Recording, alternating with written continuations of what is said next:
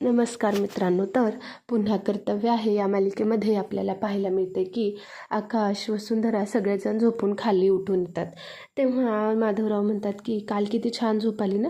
खरंच त्याच्या पार्टीमध्ये खूप मज्जा आली. तेव्हा ते सगळे बसलेले असतात. जयश्रीची अजून झोप केलेली नसते. ती म्हणते की खरंच खूप झोप आल्यासारखं वाटते. माधव म्हणतात की मग चहा ठेव ना एक. जयश्री म्हणते की अजून एकदा तुम्ही पिणार का. त्यावर माधवराव म्हणतात की हो हो, हे काय विचारणं झालं का वसू बाळा, जा एक कडक असा चहा ठेव. वसुंधरा चहा ठेवायला जाते. तेवढ्यात आकाश उठून वरून खाली येतो आणि म्हणतो की अगं बनी कुठे आहे, बनी दिसत नाही आहे. हे ऐकल्यावर वसू म्हणते की असेल ना इथेच कुठेतरी. जयश्री म्हणते की उठा उठा, सगळ्यांनी जागे व्हा, पोरांना पण उठवा, त्यांच्या शाळा आहेत. असं म्हटल्यानंतर आकाश म्हणतो की अहो तो रूममध्ये नाही आहे, कुठे गेला माहीत आहे का. तेव्हा घरातले म्हणतात की नाही, सकाळपासून आम्हाला बनी दिसला नाही. तेव्हा तेवढ्यात अखिल येऊन म्हणतो की लकीसुद्धा त्याच्या रूममध्ये नाही आहे. वसूला हे ऐकल्यानंतर ती पॅनिक होऊन रडायला लागते आणि म्हणते की कुठे आहे तो लकी, कुठे घेऊन गेला लकी माझ्या मुलाला, जावा शोधा, मला आत्ताच्या आत्ता माझा बनी हवा आहे. तुम्ही नाही जात ना, मीच जाते. असं म्हणून ती स्वतः शोधायला चालू करते. तेव्हा आकाश म्हणते की अहो तुम्ही एवढं पॅनिक का होताय, काळजी नका करू, असेल इथेच कुठेतरी आणि तो लकी बरोबर गेलाय ना, मग तो सेफच असेल. तेव्हा वसू म्हणते की नाही, मी त्याच्यासोबत असं नाही पाठवू शकत, तो गेलाच कसा, तरी मी त्याला किती वेळा सांगितलं असं कोणाबरोबर सुद्धा जायचं नाही. आकाश म्हणतो की त्या वसूला तू एवढी पॅनिक होऊ नको, मी बघतो काय ते. वसुंधरा स्वतःहूनच पळत सगळीकडे बघायला लागते. तेवढा आता खील बाहेर येतो आणि म्हणतो की अहो बनी इथेच आहे, सगळीकडे शोधला नाही दिसला. वर तो टेरेसवर लकी आणि ते दोघं बसलेत. हे ऐकल्यानंतर वसूला जाम भीती वाटते. ती पळत वर जाते आणि बघते तर काय, बनी शार्दूलसोबत गप्पा मारत बसलेला असतो. शार्दूल त्याला सांगत असतो नको नको, तरी बनी त्याची मदत करत असतो. त्याला थंडी भरून आलेली असते म्हणून तो उन्हाला घेऊन आलेला असतो. घरातले सगळे त्याच्याजवळ जमावतात. जयश्री म्हणते की झालं झालं तुझ्या मनाचं समाधान, बघितलंस एकदा बनीला, एवढं काय गं तू एवढी काळजी वाटत होती, तो काय तुझ्या पोराला पळवून नेणार होता का. तेव्हा वसू म्हणते की नाही नाही, असं काही नाही. आकाश विचारतो की काय झालंय वसुंधरा, तुम्ही एवढा पॅनिक का झालात आणि मला उत्तर हवं आहे. हे ऐकल्यानंतर वसुंधरा आपलं खोटंच कारण सांगते की ते काही नाही, हल्लीच लकी भाऊजींचा ॲक्सिडेंट झाला आणि ते गाडी फार फास्ट चालवतात, त्यामुळे मला काळजी वाटली. तेव्हा आकाश त्याच्याकडे बघायला लागतो. शार्दूल वसुंधराकडे बघत म्हणतो की अहो वसुंधरा वहिनी, आधी मी फास्ट चालवायचो पण त्यालाही काही कारण होते आणि जेव्हापासून मी पडलोय तेव्हापासून ठरवले की ही गाडी खूप हळू चालवायची. तुम्ही माझ्यावर विश्वास ठेवू शकता आणि मी काय किडनॅपर आहे काय कोणाला सुद्धा पळवून न्यायला. सगळेजण तिच्याकडे बघत असतात. जयश्री म्हणते की बघितलंस ना बनीला आता. ती बनीला ओरडायला लागते. वसुंधरा बनीला म्हणते की काय रे, तुला मी किती वेळा सांगितलं असं कुठेसुद्धा कोणाबरोबर सुद्धा जायचं नाही. बनी म्हणतो आई तुला एवढं घाबरायला काय झालंय, मी इथेच तर होतो ना. वसुंधरा तरीसुद्धा तू असं कोणाबरोबर सुद्धा जायचं नाही असं म्हणून बनीला सांगत असते आणि ती त्याला खाली पाठवून देते. तेव्हा शार्दूल म्हणतो की काहीतरी ना काल गडबड झाली आहे. काल ज्यूस पिल्यानंतर मला अजिबात व्यवस्थित वाटत नाही. तुम्हाला कोणाला काहीच होत नाही आहे का, तो सारवासारव करण्यासाठी म्हणत असतो. तेव्हा आकाश म्हणतो की हो झोप तर येते. तेव्हा शार्दूल म्हणतो की बहुतेक ना माझ्याकडून त्या ज्यूसमध्ये जायफळाचं प्रमाण जास्त झालं असणार आहे, गंडलं आहे माझं काहीतरी, मला माफ करा, माझ्यामुळे तुमच्या सगळ्यांनाही भोगावं लागतं आहे. मला खूप चक्कर भरून येते आणि कसं तरीच होतं. तुम्हाला कोणाला काहीच होत नाही आहे का. हे ऐकून आकाश म्हणतो की नाही नाही, मलासुद्धा गरगरल्यासारखं होते आणि झोप खूप येते. शार्दूल म्हणतो की हां माझ्याकडून बहुतेक जायफळचं प्रमाणच विसरलं आहे. असं म्हणून तो त्यांची माफी मागायला लागतो. आकाश म्हणतो की ठीक आहे, एवढं काही नाही. जयश्रीसुद्धा त्याच्यावर आपलं पाणी मिरवत म्हणते की बरं ठीक आहे काही नाही.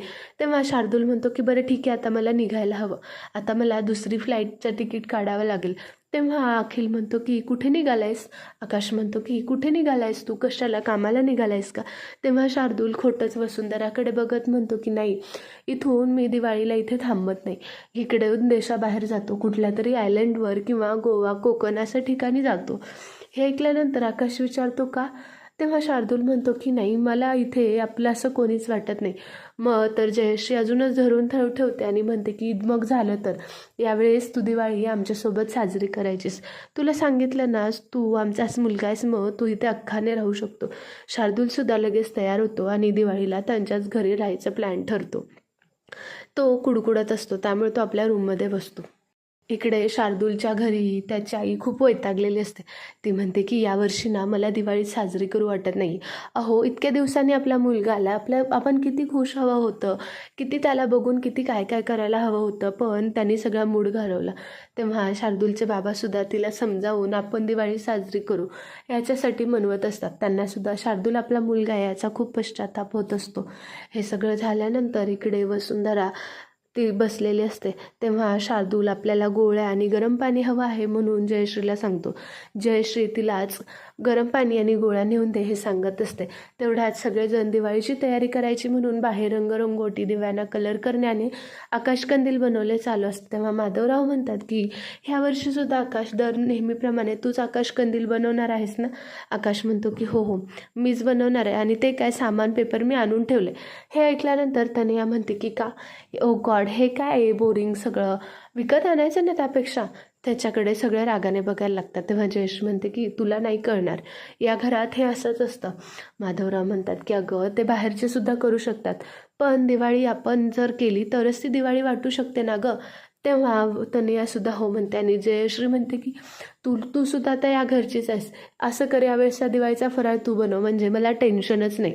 हे ऐकल्यानंतर तनयासुद्धा आपल्या बोलाच्या ओघात हो म्हणते आणि नंतर तिला कळतं की आपल्यावर किती मोठी जबाबदारी सोपवली आहे. अवनी म्हणते की हां ठीक आहे आम्ही तिघी मिळून बनवतो, मी बेसिक सगळं स्टार्टिंगची पूर्वतयारी करून ठेवून आणि पोरांना शॉपिंगला घेऊन जाईल, बाकीचे ह्या दोघी बघतीलच.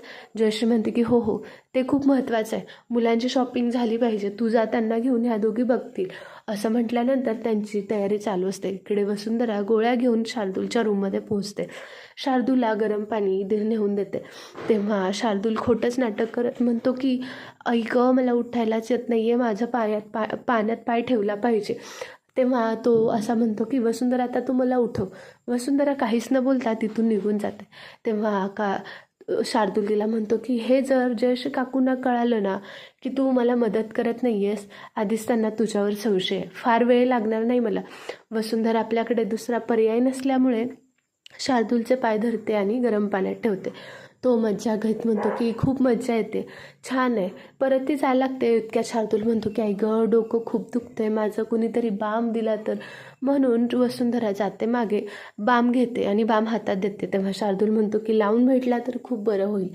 म्हणून वसुंधरा परत त्याला बाम लावायला चालू करते. शार्दूल म्हणतो की कसं आहे ना वसुंधरा, मी शार्दूल आहे, मी काहीही करू शकतो आणि तुझी खरी जागा हीच आहे, तू माझ्या वाकड्यात नाही जाऊ शकत.